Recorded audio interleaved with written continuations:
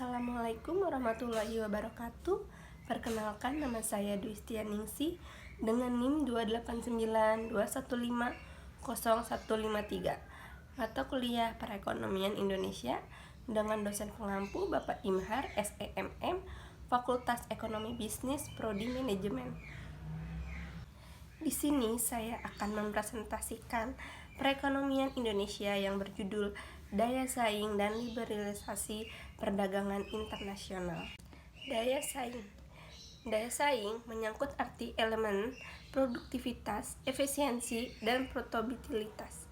Tetapi, daya saing bukan suatu akhir atau sasaran, melainkan suatu cara untuk mencapai peningkatan standar hidup dan meningkatkan kesejahteraan sosial, suatu alat untuk mencapai sasaran secara global dengan spesialisasi internasional.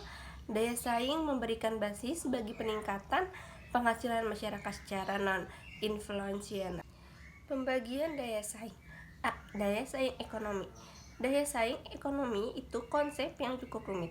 Tidak ada suatu indikator pun yang bisa digunakan untuk mengukur daya saing, yang memang sangat sulit untuk diukur. Pilar-pilar tersebut adalah sebagai berikut. Yang ke-1, alam atau fisik. Yang kedua, perusahaan. Yang ketiga, ada inovator.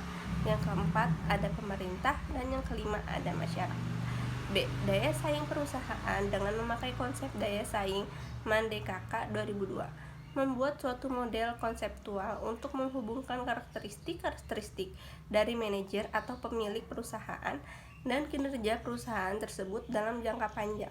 Selain itu, studi ini menunjukkan bahwa ada 3 aspek pemerintah yang mempengaruhi daya saing perusahaan, yaitu yang pertama, ada faktor-faktor internal perusahaan, dan yang kedua, ada lingkungan eksternal.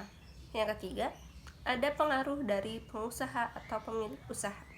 C. Daya saing Indonesia versi World Economic Forum atau WEF. Daya saing dalam pengertian WEF ini adalah daya saing untuk negara atau ekonomi, bukan daya saing suatu produk. Tentu daya saing yang tertinggi dari suatu negara akan sangat membantu daya saing produk-produk dari negara tersebut. Namun demikian, daya saing suatu produk juga ditentukan oleh sejumlah faktor baik internal seperti nilai tukar atau walaupun pergerakan nilai tukar tidak sepenuhnya internal. Perdagangan internasional. Pengertian perdagangan internasional adalah merupakan salah satu aspek penting dalam perekonomian dalam setiap negara di dunia. Dengan perdagangan internasional, perekonomian selalu terjalin dan tercipta suatu hubungan ekonomi yang saling mempengaruhi suatu negara dengan negara lain, serta lalu lintas barang dan jasa akan membentuk perdagangan antara bangsa. Teori perdagangan internasional. Teori perdagangan internasional berdasarkan Kamus B Indonesia. Perdagangan internasional adalah suatu keadilan beli guna memperoleh keuntungan atau perdagangan yang dilakukan dengan melibatkan unsur-unsur dua negara atau lebih atau internasional. Secara teoritis, perdagangan internasional terjadi karena 2 alasan utama, yaitu yang pertama, negara-negara berdagang karena pada dasarnya mereka berbeda satu sama lain.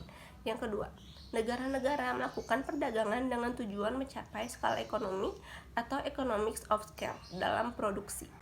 Manfaat perdagangan internasional. Manfaat perdagangan internasional menurut Sudarno Sukirno yaitu sebagai berikut. Yang A. Menjalin persahabatan antar negara, mempererat hubungan internasional serta antara negara.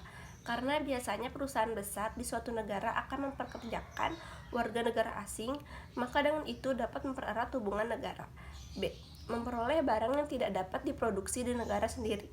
Banyak faktor-faktor yang mempengaruhi perbedaan hasil produksi di setiap negara. C. Memperoleh keuntungan dari spesialisasi.